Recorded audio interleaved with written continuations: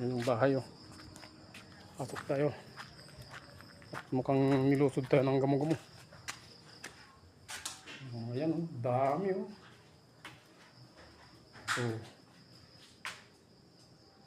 gustong gusto nila kasi yan yung ilaw.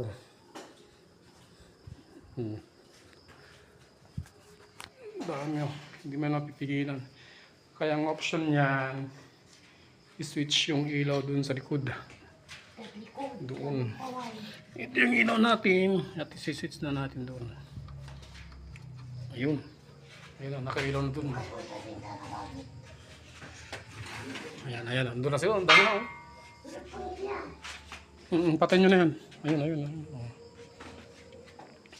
Tapos ito, patay natin. Una. So, papatay natin para punta sila doon sa labas. Hop! Yan na. Shoo! Madilim. Let's go. Papasok na yan doon. Pupunta na yan. Nagsilabas na. Yan sila. Doon. Ganda sana. Pagkain ng manok yan. Oh.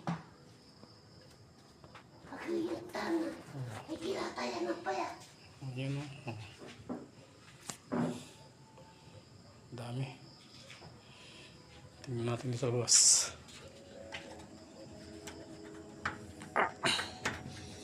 Grabe yan.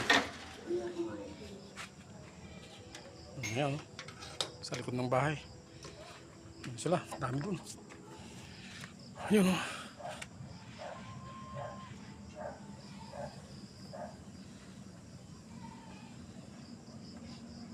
Yan, pagka napagod na rin yung mga yan, mawawala na yung mga pakpak nila. Ayan oh, gustong gusto nila oh. Oh. Dami oh. Attracted sila sa ilaw yan. Ako may pumagapang sa likod ko. Dami oh. Andun yung manok. Yun. Pag pinatay mo rin yan, ilipat ulit sila doon sa kabilang mga ilaw. Dami. Sisimot ang tawag namin dyan sa Pangasinan. Sa inyong lugar ano kaya? Yan yung mga gamo-gamo. Lapitan natin. Ayan o. Dami o.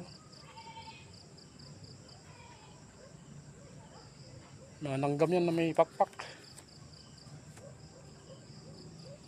Dami o. O tara na. Ending the video. Thanks guys for watching. Bye bye.